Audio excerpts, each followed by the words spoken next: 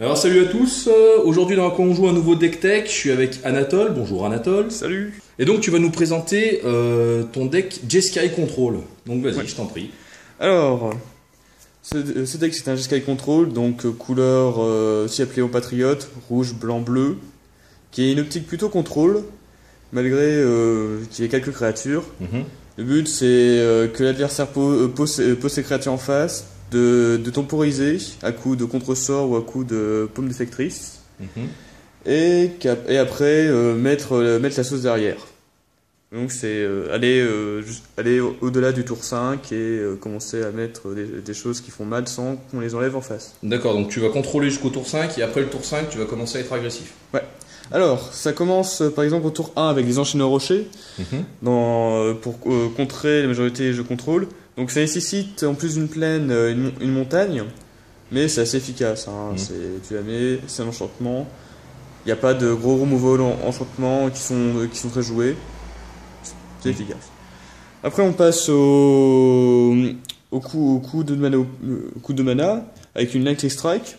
Ça sert à gérer des coups de 3 qui font un peu chier, genre les lions, ou mettre 3 aux joueurs en fin de partie.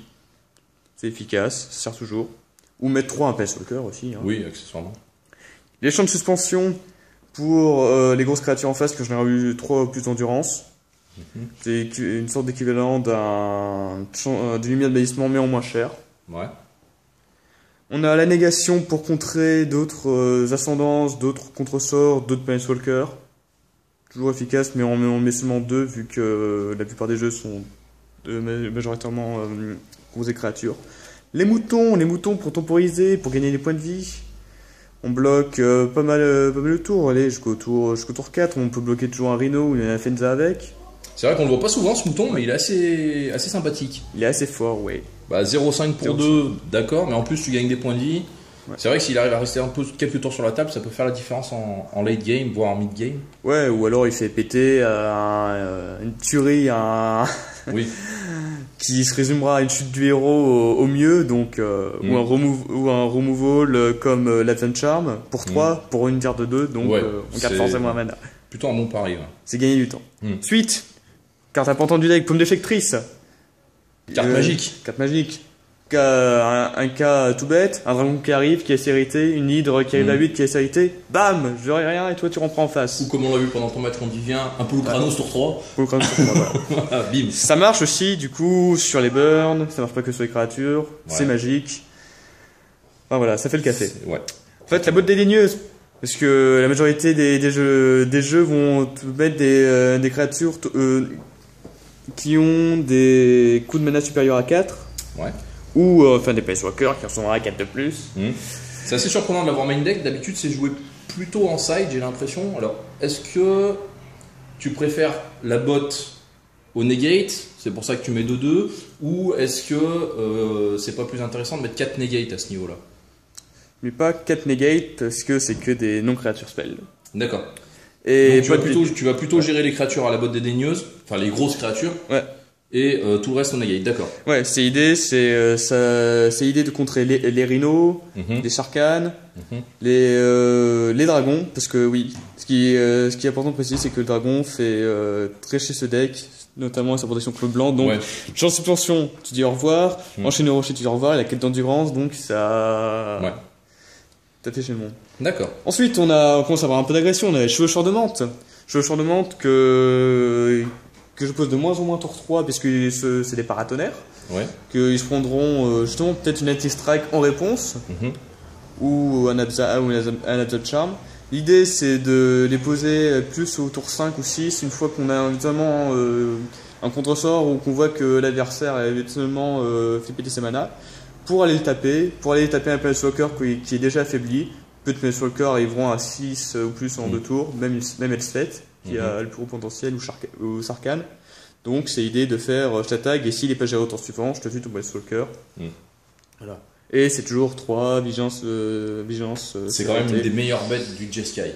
Ouais. L'embêtant c'est que c'est 3 d'endurance, mais il le faut bien quand même. Ouais, enfin il a quand même le vol et la vigilance. Et la célérité. Mais voilà, ça se prend tous les removals du monde s'il y a. Ouais. Ensuite, donc on passe au coup de 3. Dissoudre, contre-sort efficace. L'embêtant c'est que ça coûte 2 bleus, mais bon, avec des temples et des flèches ça se fait. Ouais. C'est tout simple, contre-sort, et tu fais un regard 1. Toujours bien dans le contrôle de voir ce qui nous est arrivé. Si on a besoin d'un Mantis Rider ou pas à ce moment-là, si on a besoin d'un autre contre-sort ou pas à ce moment-là. Choper sa colère au bon moment. Ouais. Ensuite, lumière de bannissement. Alors, il y en a qu'une, c'est parce que je n'en trouve pas d'autres. Ah d'accord. Mais sinon, ce serait en x4 parce que les lumières de bannissement, c'est indispensable dans un jeu contre T2 ou même dans d'autres jeux pour enlever les places au cœur adverse, enlever des enchaînés au rocher éventuellement, enlever d'autres lumières de bannissement, enlever d'autres créatures qui sont très chiantes. Ouais. Mais bon, c'est comme les autres blancs, le dragon passe à travers. Oui, voilà. C'est le problème du blanc actuellement, c'est que le fameux dragon souffle de tempête est pro-blanc. Voilà. Et Sarkhan, n'en parlons pas, il faudrait un éphémère pour le dégommer. Oui. Puisqu'il n'est créé créature que pendant son tour. Oui. Ensuite, on a éventuellement un acte de trahison, un ajout récent au deck que je ne jouais pas avant, mais que j'ai décidé de réessayer pour mettre au goût du jour. L'idée de piquer une grosse hydre ou un dragon et lui mettre la patate en face. D'accord. Pareil, pour tuer Apex Walker ou pour lui faire sentir ce que ça les créatures me font. En complément du Defectrice Palm. Ouais, en complément du Defectrice Palm. Donc oui, l'idée c'est de faire Defectrice Palm, avec des trahisons derrière. Le tissage du destin. Tissage du destin à place de divination, puisque c'est un éphémère, malgré le fait que ça coûte 1 de plus. Ouais. Mais comme le petit du deck c'est de temporiser, je pense que attendre que son adversaire engage ses mana et sortir une tissage du destin à la fin de son tour pour piocher 2 cartes, ça vaut tout autant que d'avoir une divination. Donc je préfère. Ouais, que de perdre son tour à piocher 2 cartes. Et surtout parce qu'il y a trop de tour 3 et que c'est le seul tour 4 du deck. Ouais. D'accord. On passe ensuite à une autre carte importante du deck, Karanos, en 2 exemplaires. Seulement parce que sinon après il y en a trop, on peut mettre 2 sur la table. Donc Karanos, dieu assez efficace, qui dit que ta pioche sera toujours bien bonne. Tu pioches un terrain, Ah non, pardon, c'est les non-lands. Non, c'est les non-lands. Tu pioches chose qu'un terrain, tu mettras une foot sur un planeswalker, une créature ou un joueur. C'est à ton choix. Et si c'est un terrain, tu repioches une carte, donc ça fait du card advantage. Ouais. Le défaut qui est, c'est qu'il sera jamais utilisé en tant que créature. Ce qui lui permet néanmoins d'éviter quelques removals éventuellement. Ouais. Comme l'Absent Charm, qui dira qu'il sera exilé malgré son indestructible. Donc il servira jamais en tant que bloqueur indestructible. Le truc aussi, c'est d'essayer évidemment de ne pas l'avoir contre certains decks au tour 1 pour pas se prendre un dédain ou une fille dépensée. Donc c'est contre Sultai et contre Abzan. Sinon contre les autres decks que sont Dojeskai et du Temur ou du Great Deck Queen, ça passe. Démarrer avec assez de terrain et assez de temporisation, c'est la win. On passe ensuite à mettre fin aux hostilités, colère classique, il en faut. Parce que les jeux aggro qui publient les créatures ou au Goblin Rattlemaster ou au Mana Ramp, il y en a plein et ça sert toujours. Ça détruit éventuellement les jeux qui seront en héroïque. Donc c'est efficace. En grâce aussi du coup. Ouais, donc, la grâce aussi du coup il passe. Ensuite elle passe à une autre colère qui est fêtée de rétribution. Si une raison, ce qu'il n'y a pas 4 fins d'hostilité, c'est que il n'y a pas 4 lumières de bannissement, donc c'est surtout pour gérer en plus les Planeswalkers et avoir un regard de 2 si on joue pendant son tour. Mais c'est généralement le cas, si c'est pioché, généralement c'est joué dans la foulée. C'est joué dans la foulée. Il faut quand même 3 blancs. Il faut 3 blancs, mais à ce niveau-là du jeu, généralement tu peux avoir une N7 en face, tu peux avoir pas mal de trucs. Oui, bien sûr. Mais ça changera. Ça changera en 4 fonds d'hostilité quand il y aura plus d'anti-Planeswalker. Et enfin, Fortune des Mers. Pareil, il en faudrait une deuxième. C'est c'est une pioche super efficace en Delphes. De toute façon, on n'utilisera pas notre cimetière. Donc il y a peu de decks effectivement qui jouent à Tormod Script ou autre. Ouais, voilà. Donc c'est super efficace. On se des cartes qu'on n'a plus et on pioche 3 cartes. Donc voilà. Voilà, la base du deck. Ça marche, on va passer à la mana base du coup.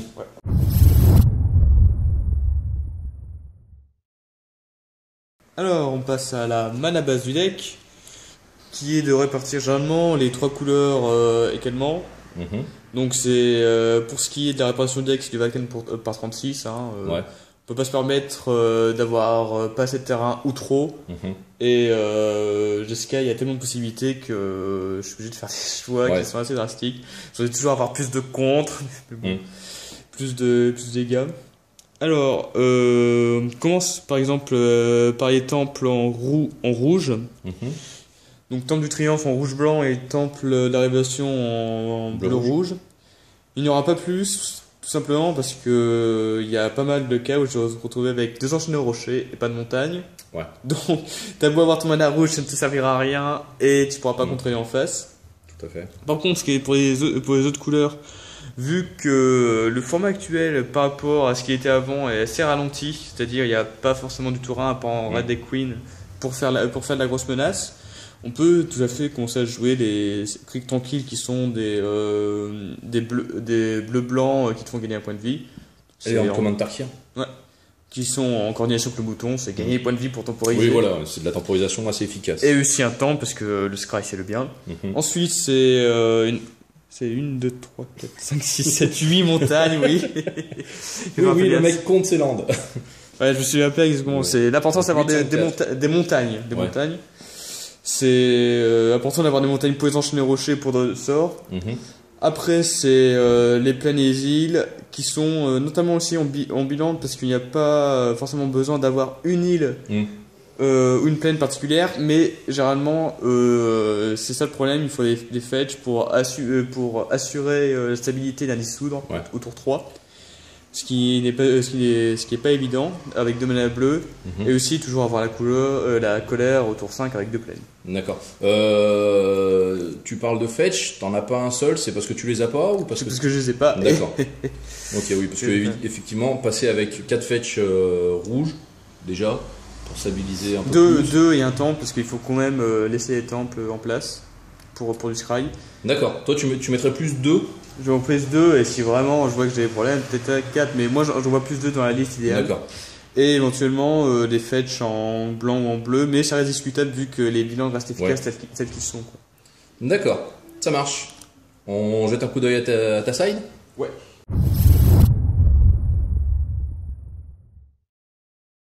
Alors la side. Le main deck présenté c'était éventuellement contre un Abzan. Donc contre les autres decks, qu'est-ce qu'il y a? Pour commencer, on a Gicling Magma.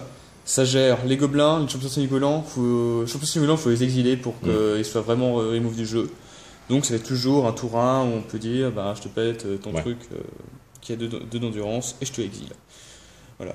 Ensuite, on a Révocation d'existence. Révocation d'existence, c'est sidé contre un jeu qui a un peu plus en disparition, mais qui était là au début de L15, qui est les artefacts. C'est dire ta citadelle de Sombre-Acier, bah, les remove, même si elle est indestructible. Oui, t'as les torteurs, tout ça. Tout ça grâce au. Et lui faire péter ses 4 ISO, quoi. Ouais. Et ça tue les dieux. Ça exile les dieux. Ça exile les absendances. C'est toujours efficace en side, mais c'est en side. Oui, voilà. Ensuite, on a Mad Jet, pareil, pour les mêmes raisons, pour faire du dégât éventuellement, sinon tu fais du dégât aux joueurs.